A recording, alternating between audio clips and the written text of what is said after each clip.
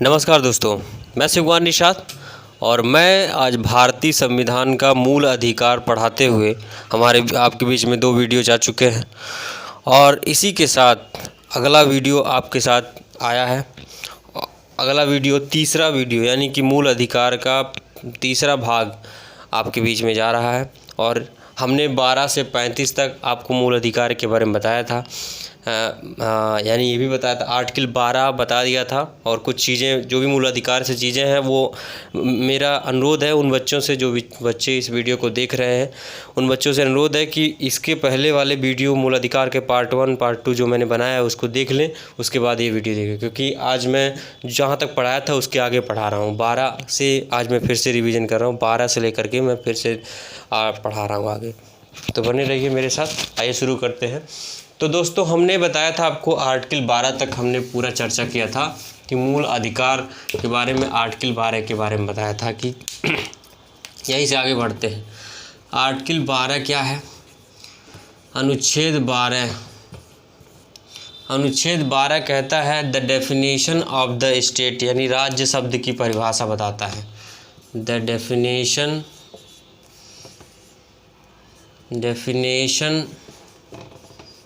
Of the state, यानी राज्य शब्द की परिभाषा बताता है। The definition of the state यानी राज्य शब्द की परिभाषा बताता है आर्टिकल 12। राज्य की क्या करता है?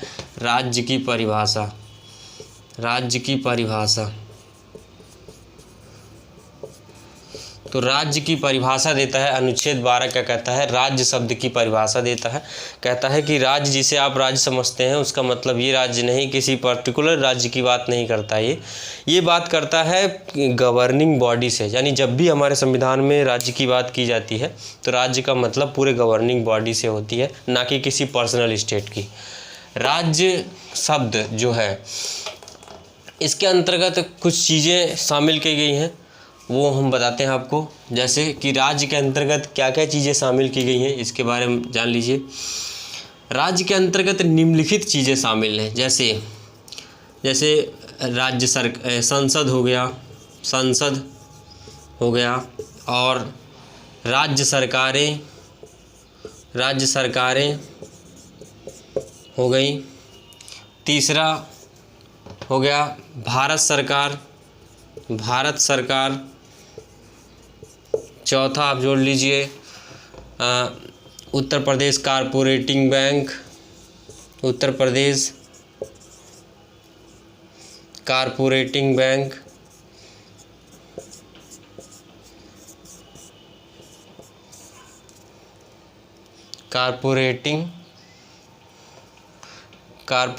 बैंक, उत्तर प्रदेश कारपोरेटिंग बैंक हो गया। पांचवा आप ले लीजिए जीवन बीमा निगम,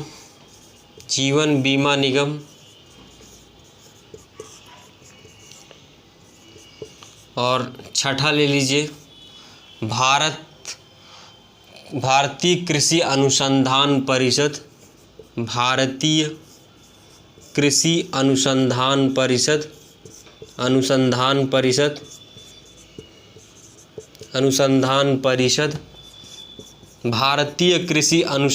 परिषद। सातवां ले लीजिए यूजीसी, भारतीय कृषि अनुसंधान परिषद। और भारत उत्तर प्रदेश कारपोरेटिंग बैंक हो गया, जीवन बीमा निगम, भारतीय कृषि अनुसंधान परिषद यूजीसी। स्थानीय स्वशासन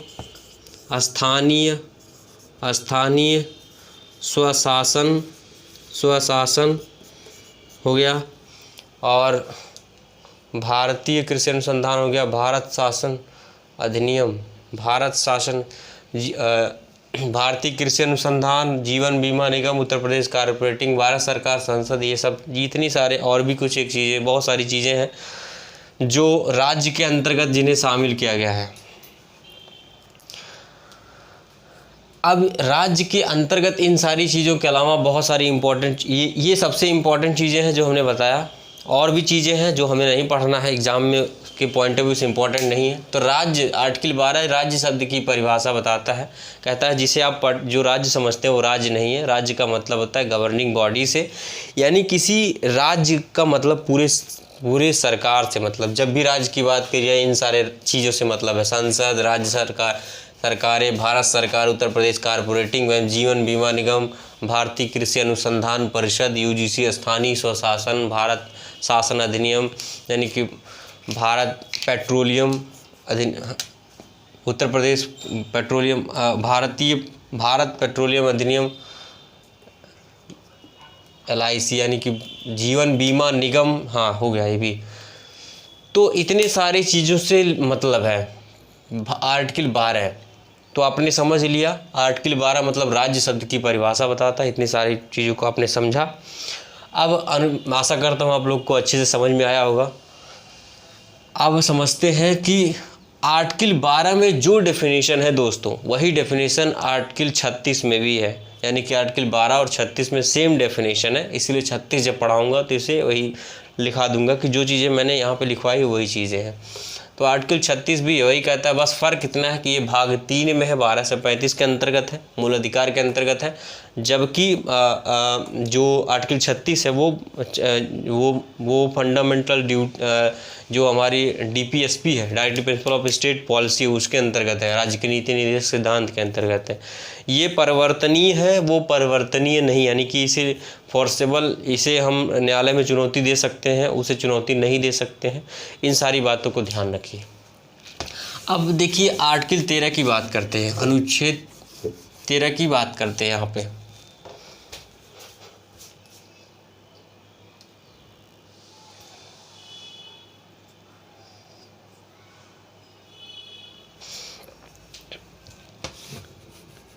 अब अनुच्छेद 13 की हम बात करते हैं यहाँ पे, ठीक है।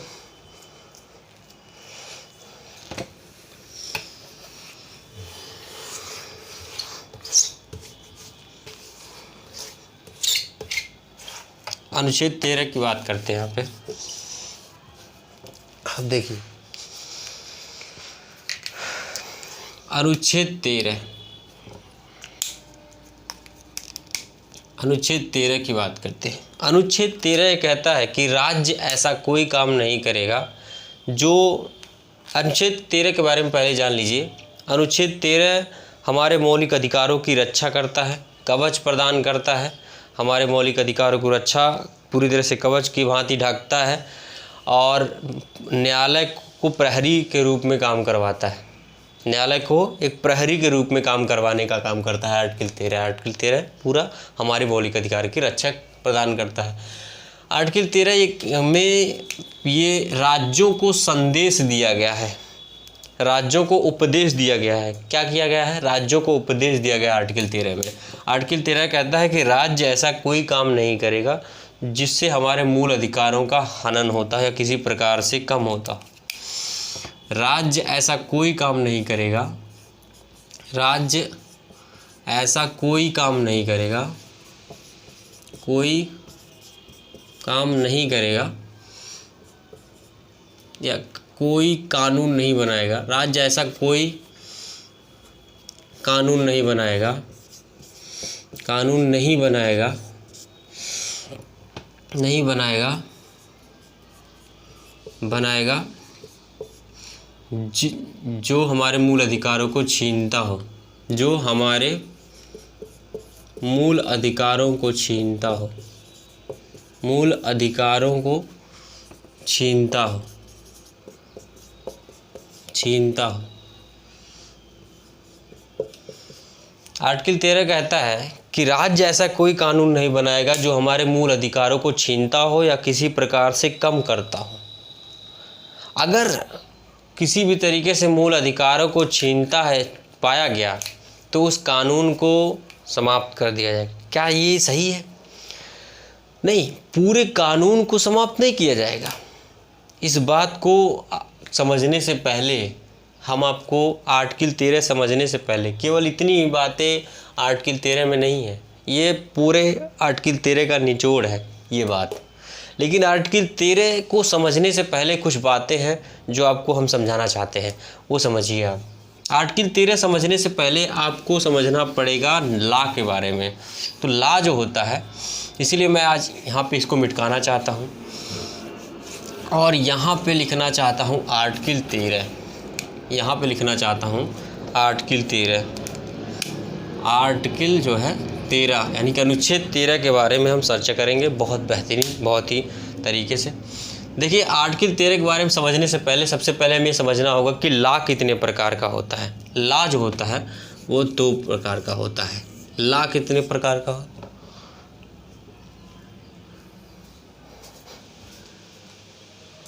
लॉ जो होता है वो 2 प्रकार का होता है, ठीक है।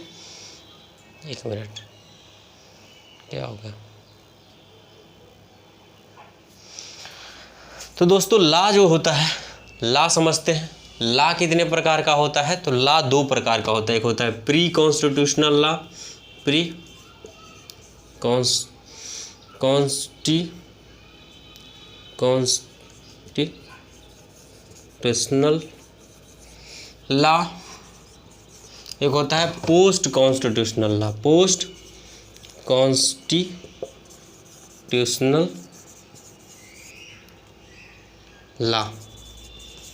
तो लॉ 2 प्रकार का होता है। एक होता है प्री कॉन्स्टिट्यूशनल लॉ और एक होता है पोस्ट कॉन्स्टिट्यूशनल लॉ। तो लॉ 2 प्रकार के होते हैं। कोई भी आर्टिकल 13 समझने से पहले ये सब चीज़ें हमें समझना पड़ेगा, तभी आपको समझ में आएगा आर्टिकल 13 क्या कहता है। तो लॉ 2 प्रकार का होता है, एक प्री कॉन्स्टिट्यूशनल लॉ, एक होता है पोस्ट कॉन्स्टिट्यूशनल लॉ। अब प्री कॉन्स्टिट्यूशनल लॉ वो लॉ होते हैं जो संविधान निर्माण से पहले, जो, अब इसको बारे में केवल इतना समझ लीजिए, ऐसे लॉ जो संविधान निर्माण के पहले बनाए गए होते हैं, उस नियम कानून को हम क्या बोलते हैं? प्री कॉन्स्टिट्यूशनल लॉ, यानी कि पूर्व संवैधानिक निकाय। संवैधानिक निकाय। तो पूर्व संवैधानिक निकाय क्या होते हैं? पूर्व संवैधानिक निकाय जो होते हैं, ये संविधान निर्माण के पहले से, ऐसे नियम कानून जो संविधान निर्माण के पहले से चले आ रहे हैं, ऐसे नियम कानून को क्या बोलते हैं? प्री कॉन्स्टिट्यूशनल लॉ, यानी कि पूर्व संवैधानिक निकाय। जैसे कि Indian panel code, Indian panel code 1960, Indian contract act, Indian contract act 1972 और CRPC, IPC, ठीक है। ये सब ऐसे चीज़ है जो क्या है? प्री कॉन्स्टिट्यूशनल लॉ है। और पोस्ट कॉन्स्टिट्यूशनल लॉ क्या है? पोस्ट कॉन्स्टिट्यूशनल लॉ यानी कि संविधानोत्तर निकाय इसको बोलते हैं।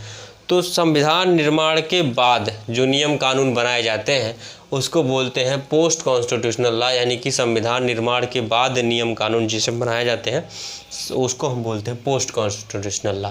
तो लॉ 2 प्रकार के होते हैं, एक प्री कॉन्स्टिट्यूशनल लॉ, एक पोस्ट कॉन्स्टिट्यूशनल। इतनी बात को आप बाकायदे समझ गए होंगे, तब आपको एक बार थोड़ा सा नोट कर लीजिए, देखते हैं।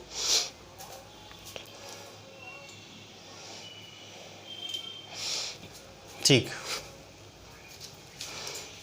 आप समझते हैं?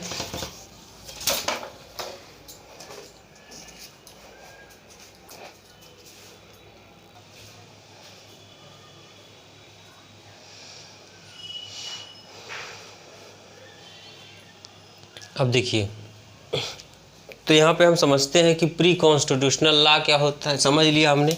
अब आगे बढ़ते हैं।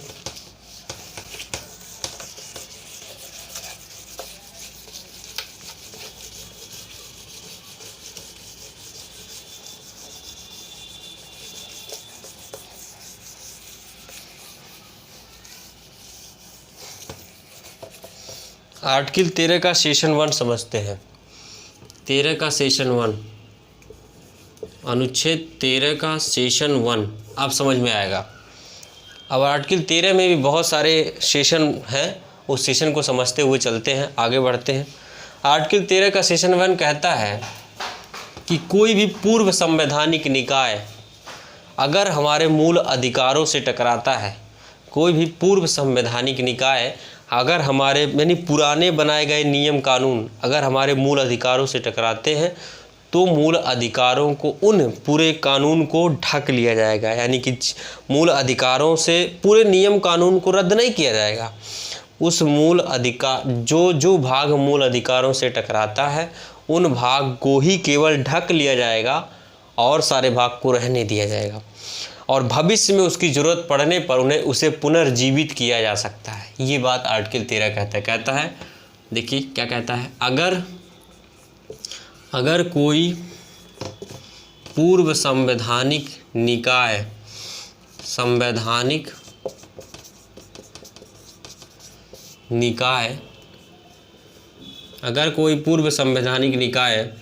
हमारे मूल अधिकार से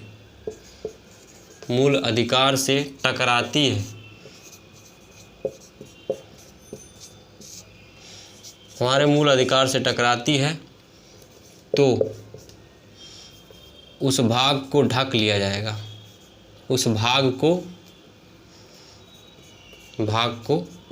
ढक लिया जाएगा।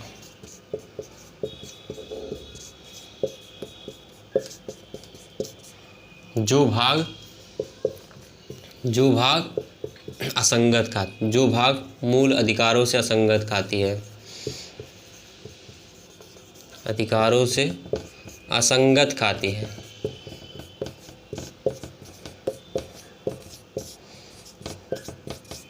क्या कह रहा है आर्टिकल 13 का 1 कह रहा है, अगर कोई पुराना कानून प्री कॉन्स्टिट्यूशनल लॉ हमारे मूल अधिकारों से असंगत खाता है तो उस मूल अधिकार को उस पुराने नियम कानून को समाप्त नहीं किया जाएगा, बल्कि केवल उसी भाग को समाप्त कर दिया जाएगा जितना भाग मूल अधिकारों से असंगत खाता है। उस भाग को ढक लिया जाएगा, ना कि समाप्त किया जाएगा, उस मूल अधिकारों से ढक लिया जाएगा। ऐसे ठीक है। जैसे मैं आपसे कहूँ कि जैसे कि मैं कहूँ कि क्रिकेट में 15 खिलाड़ी होते हैं, रखे जाते हैं, खेलते तो 10 ही 11 है ना, ठीक है, लेकिन रखे जाते हैं एक्स्ट्रा, तो एक्स्ट्रा प्री कॉन्स्टिट्यूशनल लॉ है। अगर किसी पुराने नए खिलाड़ी को, उस खिलाड़ियों में से किसी को चोट लग जाता है तो उन खिलाड़ियों को क्या किया जाता है, उनके ऊपर कवर अप किया जाता है कि आप जाइए, अब इनके जगह खेलिए। तो उसी तरह से प्री कॉन्स्टिट्यूशनल लॉ तो है, लेकिन जब जहाँ टकराएंगे उन्हें हटा दिया जाएगा और नए मूल अधिकारों से उन्हें ढक लिया जाएगा। बस इतना समझिए। और इसी को बोलते हैं क्या, इसी को बोलते हैं आच्छादन का सिद्धांत, यानी कि डॉक्ट्रिन ऑफ इक्लिप्स बोलते हैं। यानी कि आच्छादन का सिद्धांत,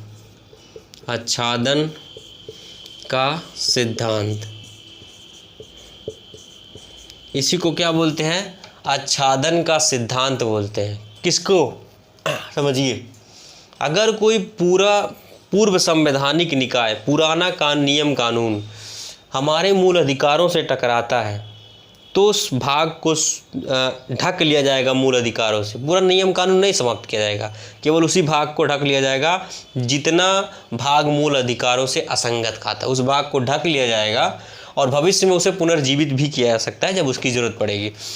इसी को आच्छादन का सिद्धांत कहते हैं, डॉक्ट्रिन ऑफ इक्लिप्स कहते हैं, और छाया ग्रहण का सिद्धांत भी कहते हैं। क्या बोलते हैं, छाया ग्रहण, यानी कि ग्रहण लग जाएगा उस भाग को, ग्रहण का सिद्धांत, छाया ग्रहण का भी सिद्धांत इसी को बोलते हैं। और यह किस केस में आया था, यह आया था भीकाजी किस केस में आया था, भीकाजी वर्सेस मध्य प्रदेश केस, मध्य प्रदेश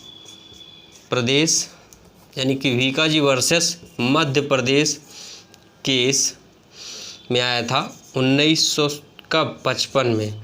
तो 1955 में भीकाजी वर्सेस मध्य प्रदेश केस आया था, और इसी भीकाजी वर्सेस मध्य प्रदेश केस में ये डॉक्ट्रिन ऑफ इक्लिप्स यानी आच्छादन का सिद्धांत प्रतिपादित हुआ था।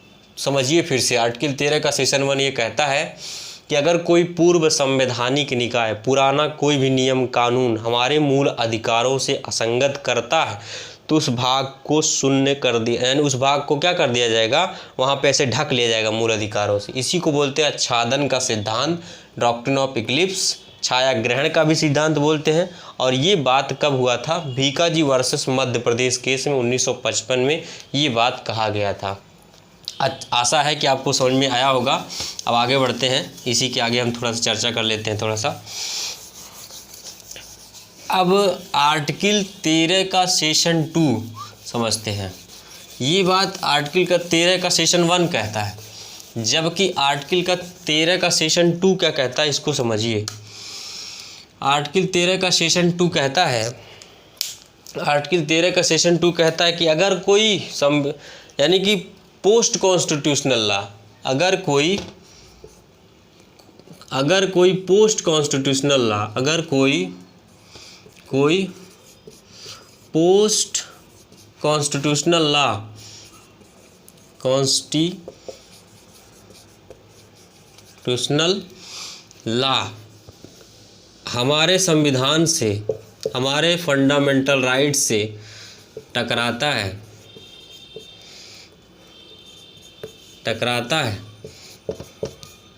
तो उसे शून्य कर दिया जाएगा, शून्य कर दिया जाएगा।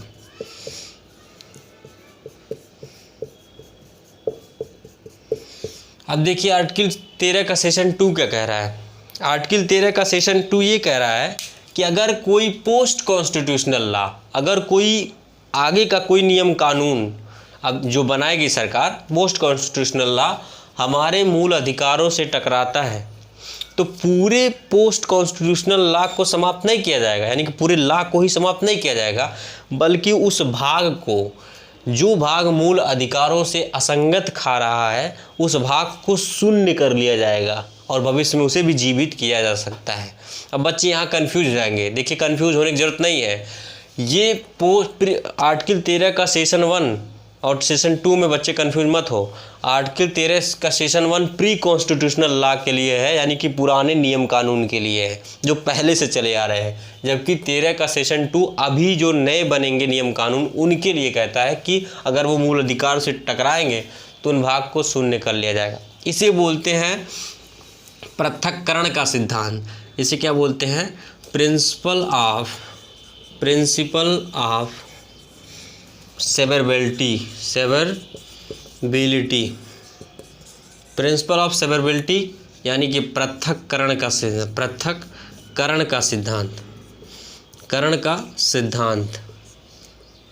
पृथक्करण का सिद्धांत।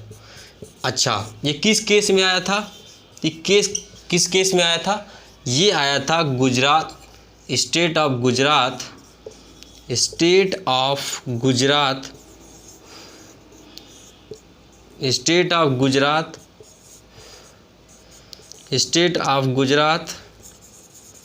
Versus Shri Ambika mills.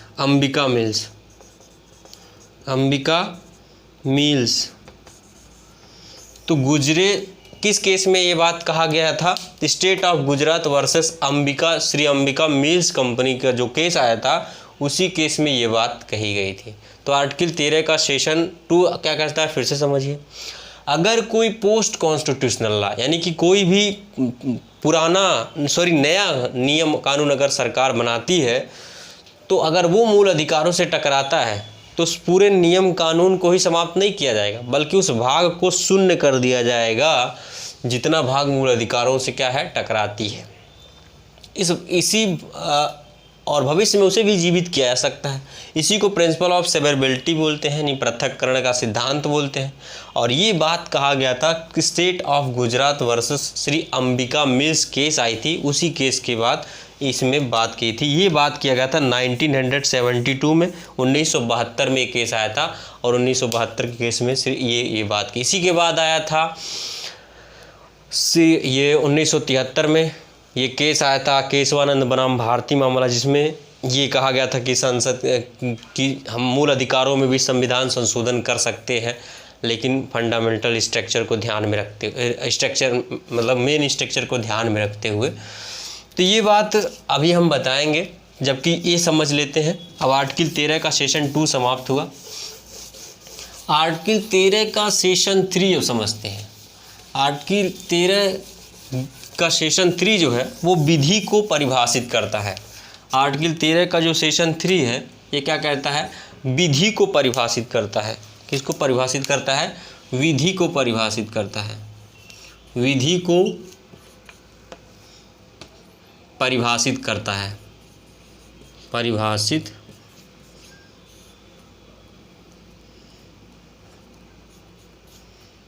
ठीक है करता है। तो आर्टिकल जो ये 13 का सेशन 3 है वो कहता है विधि को परिभाषित करता है। क्या कहता है? विधि के अंतर्गत क्या क्या आएंगी? कहता है कि विधि क्या है, ये विधि के अंतर्गत क्या क्या चीज़ें आएंगी, जैसे संसद, संसद द्वार, संसद, विधानमंडल, विधानमंडल द्वारा बनाया गया विधि, बनाया गया विधि, विधि होगा। और क्या होगा? और क्या होगा? राज्यपाल, राज्यपाल, राष्ट्रपति द्वारा अध्यादेश, द्वारा अध्यादेश, अध्यादेश। राष्ट्रपति और राज्यपाल जो अध्यादेश जारी करेंगे उसे भी क्या कहेंगे? विधि कहेंगे। संसद और विधानमंडल द्वारा जो भी विधि बनाया जाएगा उसे विधि कहेंगे।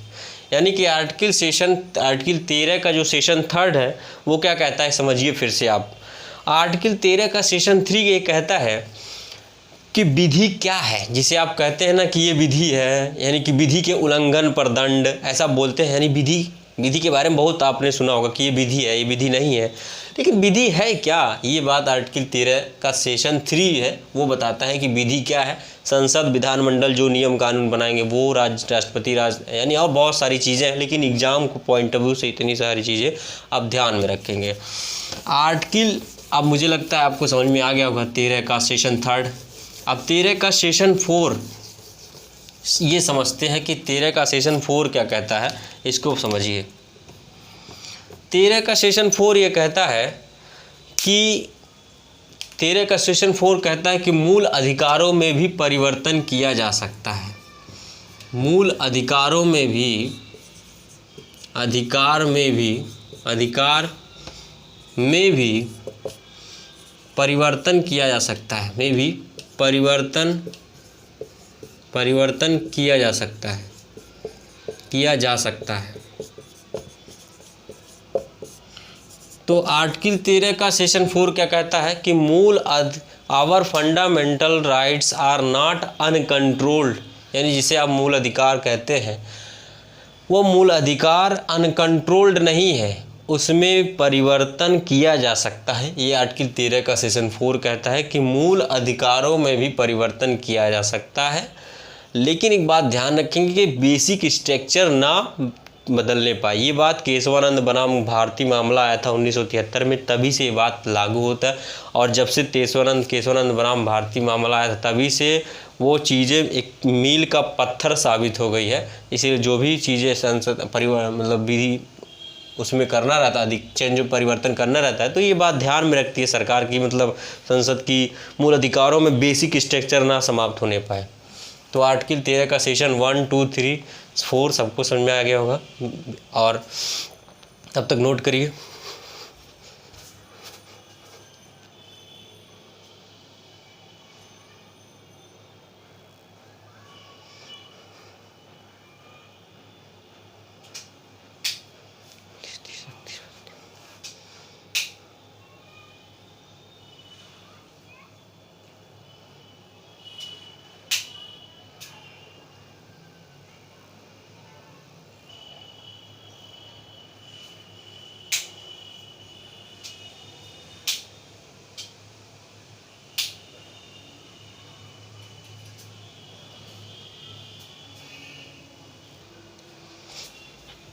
तो हमें लगता है कि आज हम जो है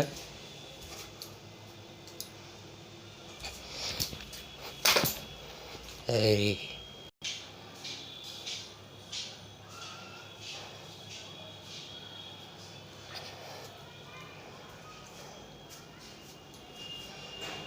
तो हमें लगता है कि आज का सेशन यहाँ पर आपको समझ में आया होगा, किस तरह से 13 का सेशन 1, 2, 3, 4 आप समझा। इसी तरह से हमारे सभी आज के लिए हम समझते हैं कि इतना इनफ है। इसी तरह से आप हमारे वीडियो को पढ़ते रहिए, एक एक आर्टिकल समझिए, बेहतरीन तरीके से समझिए, इससे बाहर कुछ भी नहीं आएगा। आर्टिकल 13 और 12 आपने समझा, 2 ही आर्टिकल आज हम बताए, लेकिन बहुत सेशन अच्छा रहा। अगर इसको हमारे चैनल को लाइक, सब्सक्राइब और कमेंट करना ना भूलें, बेल आइकन दबाना ना भूलें, क्योंकि हमारा फ्री क्लासेस आपको मिलेगा और पूरी टॉपिक को कवर करते हुए मिलेगा। कुछ टीचर पढ़ा देते हैं लेकिन टॉपिक कवर नहीं करते हैं, लेकिन आपने हमारे वीडियो को अगर देखा होगा तो आपको पता चलेगा कि मेरा सीरियल वाइज वीडियो है, यानी कि टॉपिक पूरा कवर करते हुए हमारा वीडियो है। तो आज के लिए इतना ही इनफ रखते हैं। आगे के लिए अगर आपको देखना है तो नेक्स्ट क्लास में डिस्कशन करेंगे 14, 15, 16, 17, 18, 19, 20, इस तरह से हम आर्टिकल 35 तक कवर करेंगे मूल अधिकारों के। तब तक के लिए हमारे चैनल को सब्सक्राइब करना ना भूलें।